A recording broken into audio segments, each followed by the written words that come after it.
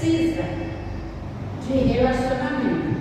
E hoje em dia, os estudos até falam sobre isso, os próprios psicólogos, a orientação que a gente tem de saúde emocional, é que a pessoa que vive mais em relacionamento, que convive mais com outras pessoas, essa pessoa é mais saudável.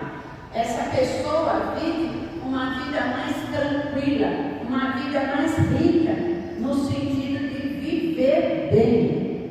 Então, existem hoje estudos em que orientam que a pessoa precisa realmente ter uma vida social. O homem não, Deus não fez o homem para que ele vivesse sozinho.